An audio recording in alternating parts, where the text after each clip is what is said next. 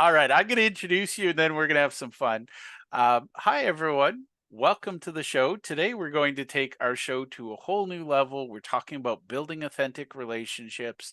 And Steve Sims is one of my all time favorite people in this space. His book, Blue Fishing, broke my brain and showed me so many amazing possibilities. And now he's got Go for Stupid. Steve, welcome to the show. And why don't you tell people a little bit about what you do with blue fishing and what you're doing with Distillery? Wow. Okay. So what I'm doing is I'm disrupting you. I'm also aggravating you and pissing you off. I think that there's too many norms, too many preconceptions of what success looks like. There's too many things that we don't talk about because that's not pretty or sexy. So I wanted to release the books to get people to go, hey, this is normal, easy stuff. And you've read Bluefishing. I'm going to ask you directly. I'm going to put you on the spot. Was there Uh-oh. anything? Was there anything in that book that was difficult to do? Other than giving myself permission to do it, nothing. There you Everything was go. just like I read it going, "Oh my god." Like I think it was when you were talking about when you were a bouncer somewhere.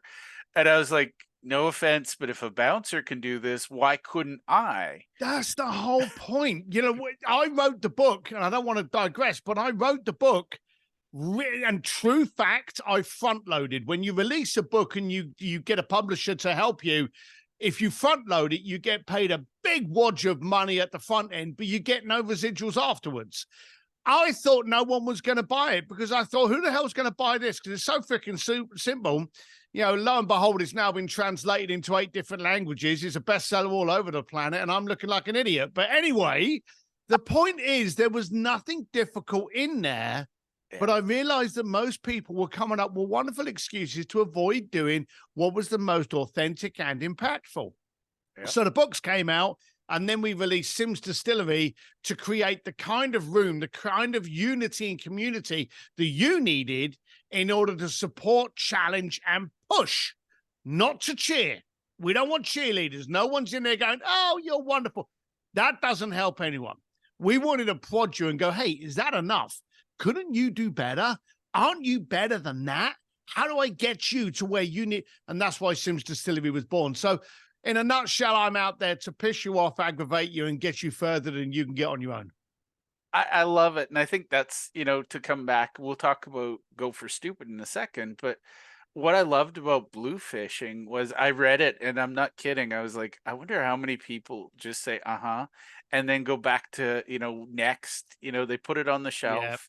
Um, I stopped short of pulling the cover off and eating the pages, but I digested that book full on. It's not I read it from a point of view of how am I going to implement these things?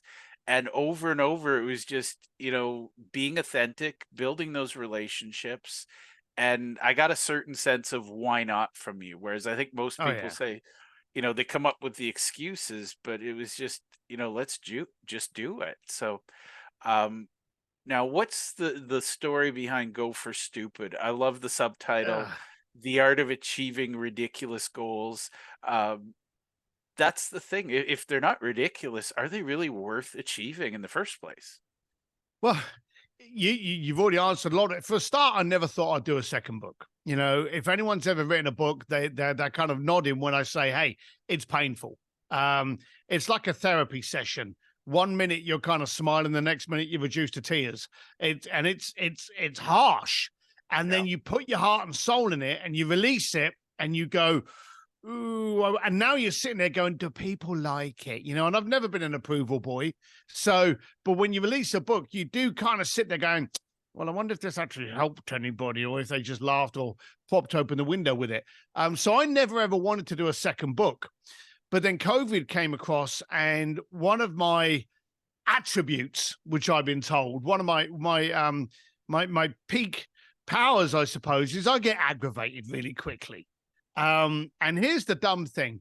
If you are bothered about something, you do something about it. If you're bothered about your weight, your intelligence, your bank account, 9 times out of 10, you do something. If you're not happy, then you'll sit there and whine and bitch. But COVID came across and we were no longer communicating with each other, which was kind of weird, wasn't it? Because if you think Yep. about it, we got more ways to actually connect with anyone than we've never ever had in history, yet we've never been more disconnected. So I actually started writing blogs, articles, memes, notes, going, hey, stop coming up with the excuses. You've got a phone, you've got a FaceTime, you've got Zoom, you've got millions of ways to be able to connect with people. Stop whining. And the world just carried on whining. And eventually someone said to me, look, you've been writing all of this stuff, put it in a book. And I did, because I wanted the people to realize that communication and relationships is the only thing you can't download an app for. You know, I can download an app to build a bridge and speak Chinese and cook a whale, but you can't download an app in order to communicate. So, and build an authentic relationship. So I wrote the book for that reason. But the title, that was 15 years ago. And I remember when we had the concierge firm, people used to come to us and go, hey, we want to do this. And we'd look at it and two things. One, if I gave you what you wanted, that's called a transaction. That's what Amazon does, and no one has a relationship with Amazon. No. So I didn't want to give you a transaction. I wanted to give you an emotion and a trigger and a relationship. I wanted to become the person that the next time you needed something, you went, Sims is the man. Yeah. So anytime anyone came to us and go, hey, we'd like to do this, we would go, hey, sounds great. I hear you. Give me a couple of days. I'll come back to you. And then I'll turn around to my team and go, right, we've had this request. Client wants to go to an Elton John concert. How can we make that request stupid? Now, here's the key thing. If I speak to you now, Jeff, and I say, look, what is your goals?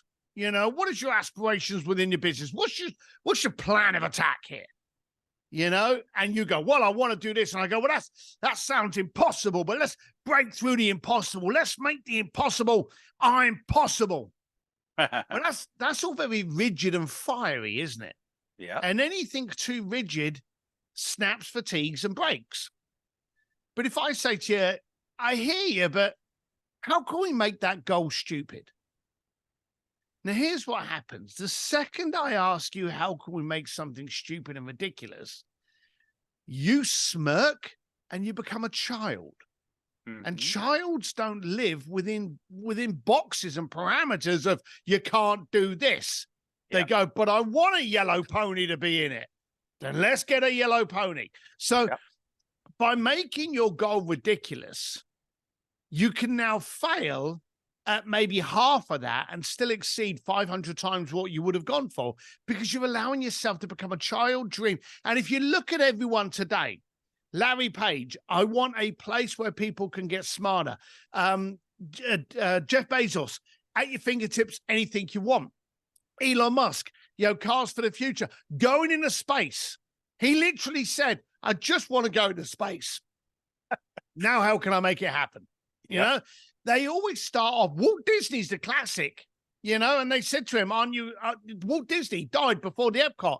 And they turned around and they said, look, aren't you sad he's not here to see it? And he said, if he hadn't have seen it, you wouldn't be seeing it today. Yeah. So anyone that we look at and we go, oh my God, you do. That's the key word. You do amazing things. Started off by dreaming it and going for ridiculous goals. And how many times has Elon Musk been laughed at? Jeff Bezos. Or in general. Oh my, exactly. Today must be a million times. We spend all of our time, and sadly, and listen to this carefully, sadly, poor people are very noisy. And anytime anyone steps out of the line to do something amazing and ridiculous, they try to pull them down like they're crabs. And when I say poor, and if everyone wants to send me some hate mail on that, knock yourself out. But I'm talking about poor mentality. Yep. Those people that dare to dream, dare to achieve, dare to actually go out and do something for themselves, but just want to jeer at anyone that does. And that's the poor mentality that I'm trying to avoid. Go for Stupid is a very, very old title, which quite simply gets us in a childlike state. And we still do it now when I coach and I teach and I train all over the planet. And the first thing I do is go, okay, I hear what you're saying, but how can we make that goal stupid? how can we gamify it? How can we play with your dream? Because let's be serious. I guarantee you, you get tired of fighting, but no one ever gets tired of playing. Yeah. 5 more minutes, Mom. But there you go. Just imagine if that playtime was your work time. I love it. And I find it so fascinating that, Go for Stupid is so simple. Again, I love what you do, Steve, because you take the complex, you throw it right out the window. And the reality is, everybody's talking about how do we motivate, how do we inspire, how do we make people do things. And my 2 cents, I just appointed, I have two boys, one 11, one 14, and I both gave them the lofty title of video game consultant. And their job is to tell me what they like about the game. And, it's funny because my 11-year-old's really cynical. He's like, well, how does this help you, Dad? And I'm like, you don't need to worry about that. But literally everybody's like, "Oh, it's nice you're teaching your kids how to do this stuff." And I'm like, "No, no, no. My kids are teaching me how to have fun again." Yeah, there's the old saying that we get old when we stop playing. Yeah. And I actually have a T-shirt. Someone sent it to me. It's my bed shirt. It says "Don't grow up." And my toys just happen to be motorbikes and that kind of thing now. But I'd play often, and I'd play large. And so when you stop playing, you die. Yeah. As simple as that. Yep. Well, and it just feels, you might live longer because you play it safe, but it's not an actual you live longer. It just feels like you've lived longer because you had You no ran out fun. the clock. Yeah, Yeah. life is for living. It's not for being a passenger. I've just gone through not dramatizing. I just went through a health scare, and it could have been serious. It wasn't, but I ended up saying to my wife that I'm 57 years old. Okay, I've still got shit to do, but if I died, I've lived 10 people's lives. Yeah. No one's going to sit there and go, well, he wasted it. Oh my God, he just kind of like saw it go. And I'm not that kind of person. So I will go out smiling. Can you say the same? Yep. Or are you just trying to play it safe? Because you're not going to get any brownie points. You're not going to be on your deathbed and someone turns around and goes, well done. You Yep. played it safe. Here's a chocolate bunny. You're not getting that shit, You played it safe. You didn't live. Now it's over. How do you feel? I love it. Yep. Now, you had a question you shared with me about starting. The question was, and so for my audience, they know this. I always ask, what's one question you would like to ask? Your question was, why start your own room? Tell me about that, because I feel like this is where we're going to go on some. We're going to go for stupid here, and we're going to have just the best podcast I've ever had. So no pressure. Well, wow. Yeah, no pressure there at all. I'm an educated individual, but I believe school had nothing to do with that. I went out to seek knowledge, and you can only seek knowledge from people that have actually failed at stuff. And that's where the knowledge and the experience comes from. You can get a little bit from books, but I always wanted to have that communication and that relationship with people that were doing stuff that I wasn't, and they were doing things differently. So I realized I wanted to go out and speak to people. And so in doing so, I also joined masterminds and communities and associations. And I found that their attention to me and my growth ended the second that the credit card went through swipe and came up as the word approved. And it bothered me. And I would be asking questions and I'd be like, well, we'd love to help you, but we have a platinum members group for that, and it was all this kind of shit. Or you'd be in this group and all of a sudden everyone's in there trying to sell you insurance or T-shirts or, swag with your name written on hats and stuff. I wanted a group that wasn't there to cheerleader me. I wanted a group that was there to go, right, why you? What are you working on? And why you? Now, that's not horrible, but it certainly is validating and clarifying whether or not you're the right person. I could be here going, hey, I want to be point guard for the LA Lakers, but I'm 5'11", dumpy British guy. I'm not going to, no matter what I want, Someone sitting there going, yes, Steve, you can be anything, is actually misleading and lying to me. So I wanted people to go, well, look, I hear what you want to do, Steve, but you've got the vision. Now get someone to action it. You know, Steve Jobs had the vision, then he got people to actually produce. And so what I wanted to do was I wanted to get in the right room. I also noticed, and this is a test for anyone that's listening to this podcast, what's your room like? And this is the test. You're sitting down having coffee with your mates or wine or beer or whatever. Start telling them about your goals and aspirations in your life, your business, and your relationships. Now, will they look at you and go, my God, that's fantastic. Let's do it. I want to be part of that journey. Yes, you go for it. Or do they look at you like you're an alien and they start going, what the hell? And this is the danger. This is where it gets scary and toxic. At that moment in time, you're faced with a choice. Do you leave that table and find a table that will support, challenge, and push you? Or do you settle?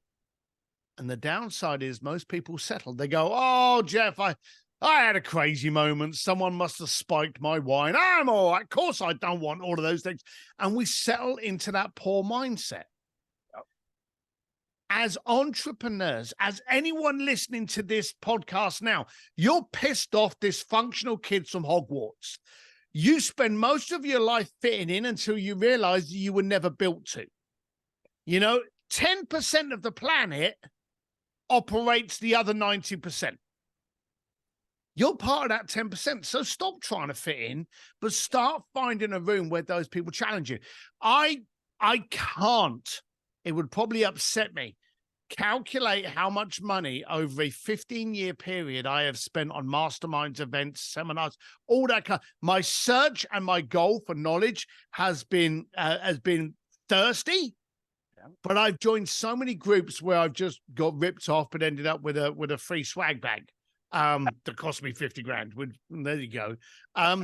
So I decided to design the room that I wanted to find, where we vet every single people. And it still makes some people, we have people apply, and when you apply for Simms Distillery, there's nowhere to put your credit card. We're not interested in your credit card. We want to know, are you the right kind of person to be in your room?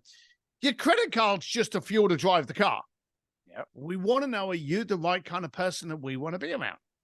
And so we started doing that about a year ago with my son, Henry, to create a room where people will be pushed and challenged and provoked into doing things differently. And I've got to admit, the success stories that we've been getting have been beautiful. And I've been dragged to tears a few times when I've seen people that have actually finally realized that A, they were in the wrong room, and B, they're capable. And that's usually what people don't have. You said it at the beginning. You gave yourself permission, which meant for many, many years, you didn't. And that's scary. Well, it's funny, Steve. And this is where Jeff's brains, I think I've evolved more in the last month than I've evolved in my entire life. But, you know, I spent a lot of time trying not to rock the boat and be in that room with the I call them muggles. This is just, you brought up Harry Potter. I was like, I'm part of the wizarding community. And, you know, I was always worried that I didn't fit in or that I was weird. And then one day I realized that I was playing with the wrong people. That's the thing. That's the thing. I race motorcycles. Let's put it into an exact. I race motorcycles. I'm not brilliant, but whenever you get on the racetrack, you've got these different groups, okay? And as you leave the pits, you can see those people playing it safe and you can see those people pushing it. If I race with the guys playing it safe, I will be first every single time. I will be the best loser out there. Yeah. But if I race against the fast kids, again, I lose, but I become one of the fastest losers out there. And bit by bit by bit, I get better and better and better, and I'm no longer. So you've got to pick who you're playing with. If I'm going to take up basketball, I'm actually going to go and get Shaquille O'Neal or, you know, Michael Jordan to teach me, because I want the best of the best of the best. And that's where I deem to be. Yeah. And I think that's the thing. When you look at the most elite performers, I don't care what space they're in, they all have their own room. And it's funny because I've spent a lot of my life justifying why my dreams were possible, not giving myself permission. And this week it's like, wow, things change. Yeah. I have to ask you a couple of really personal questions. Oops. I've seen the Sims Distillery. I see Jim Quick, Jay Abraham, and Joe Polish. You drop names like most people drop pennies, and I don't mean that in a mean way, because you genuinely have relationships with these people. Um, this is, I think, the billion-dollar question. What did it take out of you to get these three brilliant minds to put their name and endorse you on your website? Wow. I should probably ask them that. I don't think I've ever actually asked them. I think it was because I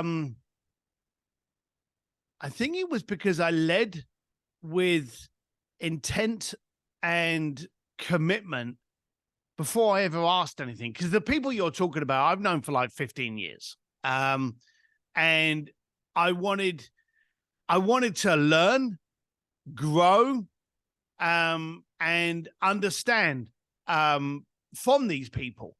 And quite simply, and you used the key word there, I wanted to build a relationship. I didn't want to build a transaction. So I never asked anything from any of them until I had the aggravation I needed to build my own room. And I went, hey, can I lean on your credibility to, just push some people in the right direction?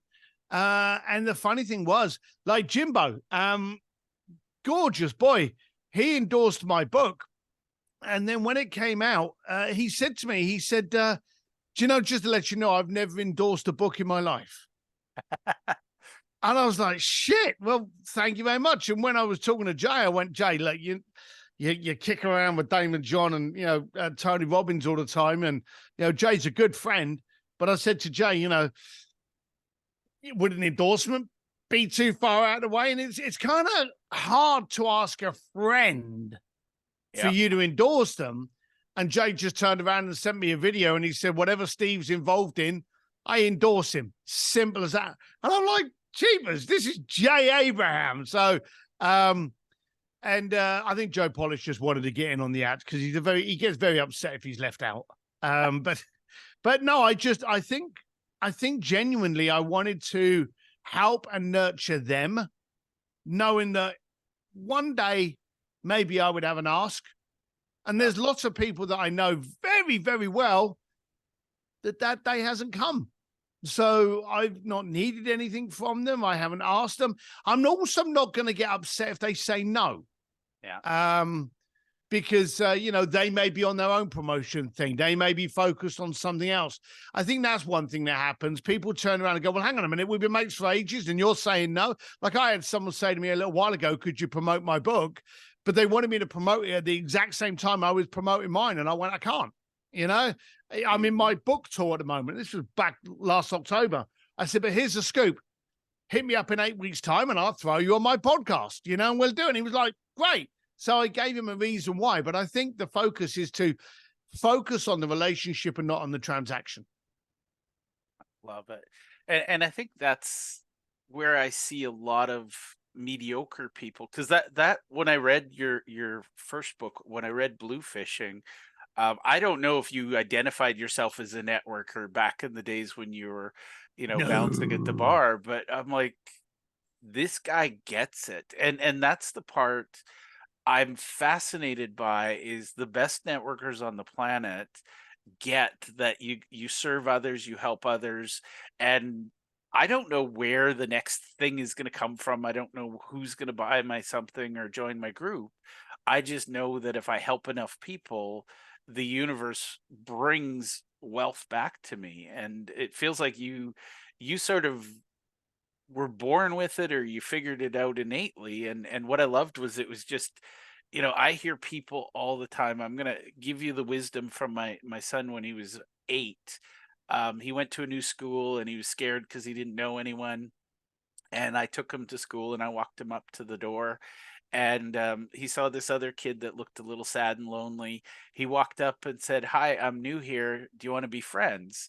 And that kid didn't look back. And I'm like, when did we lose that ability to just connect with another human being over the fact that we're both standing on the same soil and here's the playground? Like, Yeah, we lost. I can tell you when we lost it. We lost it in 1999. The second that we started outsourcing our communication to digital, we had Friendster, we had MySpace. I'm not trying to romanticize the past. There's a lot of shitty things about the past, and yeah, today is better than it ever was. But the point is, when you had a new job, a new car, or a new baby, you phoned up your mates. They came over, they looked at it and went, "Yeah, it's a baby, great," and then you got drunk. Now someone has a baby, they stick a picture of it up on Facebook, and they're mortified if it hasn't gone viral by 5 p.m. yeah, We are now seeking so much approval rather than communication and connection. And that is ridiculous. We're also in a society now where you can't believe this, but during the worst 2 years of our period, the pandemic, where we couldn't get out and connect with someone, we actually invented two toxic societies: the gotcha society and the cancel culture. Let's look on his Facebook and look back to when he was doing dumb shit in 1997, and then let's ridicule about how insensitive he is and cancel his career. yeah. Now, I'm thankful we didn't have cameras back in the 80s and 90s, because You I'd and have me been both. cancelled. Ain't we all? In fact, if you ain't doing dumb shit, you ain't trying. Yep. But again, it's all those poor people that have got nothing better to do than sit there and going, "Hang on a minute, did he say that word? Did he dress up as that? My God, he dressed up as a penguin at a fancy dress party." How insensitive he is to the penguins, Yep. that kind of shit. So, I'm outraged on behalf of penguins everywhere. Damn him. yeah, but the problem is, as adults, we second guess and we second guess wrong. I speak to, in fact, here, I'm going to give you an exact. If you want to look like a criminal, if you want to feel what it's like to be a criminal for a few seconds, walk into Starbucks, stand behind someone, order your coffee, and then wait for this. Try to strike up a conversation, and they will look at you like you are a mugger. Because God forbid they can have a conversation. They have to get their phone out and see how, interesting someone else's life is on Instagram. We're losing the ability for the only thing that we care about. Anything else in the planet we can purchase, buy, or replicate. But human connections cannot be ordered on Amazon. They need work. And it starts by that, "Hey, how you doing? Oh, I like your shirt. You look tired. Is everything okay? When was the last time someone saw you in the street and maybe you're waiting for a donut or a cup of coffee, or your Uber, and someone says, 'Hey, you look a bit tired. Sorry, just check. Are you okay?'" Yeah. When was the last time someone said that? People are scared to communicate today. But if you're not scared, you thrive. I Mhm. have literally walked up to people. Now, for those people that can't see me on the podcast, I'm 245 pounds of biker ugly. All right. I'm the kind of guy that if you see me on a dark street walking towards you, you will more than likely cross to the other side of the street. But I have walked up to people and they've been concerned. I can see it in their eyes as I'm walking up to them, and I've gone, "Sorry, you look a little bit disjointed there or disconnected. Are you okay? Just wanted to ask, are you okay? Do you need to sit down or something like that?" And I've done that to people that I've seen like that. I've been in Starbucks, and my kids hate it, although they're older now and they're actually starting to do it themselves. I've been in there and I've just turned around to people and I've gone, "Hey, how's your day doing? What did you order?" Just curious on what people order from Starbucks. And I've been, almost like shunned, but I still do it. I'm not doing it for them. I'm doing it for my muscles. And as Yeah. they always say, if you don't use it, you lose it. The ability to communicate is a muscle. And Yeah. if you lose that ability, technical term, you're fucked. Yeah. There's no other way of saying it. No other way. It disturbs me, Steve. I read that Japan is now coming up with companions for hire to talk to people. And I'm like, wow, that is like one of the signs of the apocalypse. It's just I we had need surrogates for communication. Like, wow. yeah, I do these events called speakeasies. They're like my masterminds all over America. I did one of them in the Bunny Ranch in Reno in a brothel. Okay. And I'd actually interviewed this girl on my podcast, and she'd really intrigued me, sharp as a tack. And so we interviewed these 5 prostitutes in Reno. Sorry, sex workers. I do apologize about that. And Oh crap! You just canceled us both. yeah, done it. But no, I want to pay respect to the girls. Yeah. And here was the weird thing: all 5 girls ran their businesses like businesses. They had schedulers, they had links, they had marketing, they had branding, all this kind of stuff. But the one thing that I found the theme running through in the thread that really made me smile was a lot of them had clients for like 2, 3, 4 years that had the same clients. And like they would see them monthly. And I was like, well, okay, then. So, monthly, you get your juice on and you're out again. So I was, just saying that. All the girls turned around and said, if we have a client that's been with us for about a year, we probably had sex maybe 5 times. And I'm like, well, hang on a minute. I don't want to be rude here, but if I buy a ticket to a concert and the main act doesn't come on, I'm not happy. So you're telling me these guys come in here and they're not getting sex? They said, you don't go to these places for sex, you go for connection.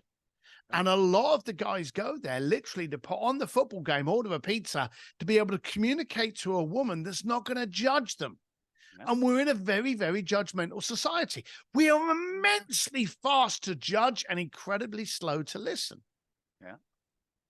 I love that. And I think that is absolutely just mind blowing that, are you okay is such a simple gift we can give to another human, and yet we're afraid to.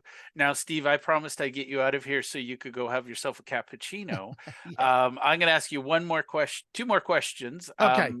First question is sending people to your website, Simms Distillery, the best place, or should we send them to the Go for Stupid? Talk about those two things very. Sure. I wrote the book GoForStupid.com. It became a bestseller, and I ended up doing the audio in a film studio, which meant that we also got the video and we didn't know what to do with it. So if you go to GoForStupid.com, you can watch me read the book to you. So you can go to GoForStupid.com and get the free book there, or you can just hit me up on SteveDSimms.com. Don't forget the D for dashing, and there's only 1 M in Simms. Or just hit me up on Steve D Simms, any of your socials. On the exact same URL on every single one. Probably most vocal on Instagram. But hey, if you want to reach out to me, tell me you heard about me on this podcast so that we can start chatting. I love it. Now, my final question is, we talked a lot about building authentic relationships. For those people who are so scared that they're thinking, I need to go and hire a companion, what would be your first tip to, break out of that shell? Because like you, I can talk to almost anybody, and honestly, most anybody talks to me. For people who aren't wired like that, how do they start coming back into the real world where you can actually, reach out and pat somebody on the back? So the first thing you got to realize is I wasn't like this. I'm actually an introvert. I like to be left alone. I like to ride motorcycles. I like to adopt dogs. The whole point of me being a doorman of a nightclub was good because I could just stand there and look scary. So I was very, very happy with that kind of life. But I realized it wasn't aiding my growth. When you start looking at the implications and benefits of what you're doing, it overrides the pain. You go to the gym, you get hurt, you get tired, you get fatigued in order for your muscles to get good. You sit down, you read a book in order to get smarter. So you've got to understand you've got to do the one thing in order to get the other thing. I needed the information. The information meant that I had to have a conversation. And here's a rule of thumb for you. The first time you do anything, it'll be shit. That is the mantra for an entrepreneur. The first time you do anything, it'll be shit. So for that reason, I would suggest next time you're in a coffee shop, try to strike up a conversation. It'll be a bad conversation. You'll probably get scared. You'll probably be escorted out of a coffee shop because, oh my God, you try to spark a conversation with another human being. But then you'll get better at it and keep on doing it and keep on doing it and keep on doing it. And you will become talented because you will have that muscle. Imagine if I gave you a 10-pound dumbbell and I said to you, can you lift that up? And you said no. But every day you tried. After a month, it's the lightest thing in the feather. And you're just throwing that damn thing around. That's communication. So first time you try it, you're going to be shit. But keep trying it because you will stand out with that skill set. I love it. Well, Steve, I just want to point out for my audience that, you're on a book tour. So I think one of the greatest things my audience can do is buy your book or watch your videos. But Steve, I know for a fact that you came on and you're helping me because a friend of mine said, Steve, you need to meet Jeff. I want to thank you because you were more than I hoped for, and you are absolutely an amazing builder of authentic relationships. So thank you for hanging out with me and sharing your genius at this. Cheers, pal. I enjoyed it. Thank you.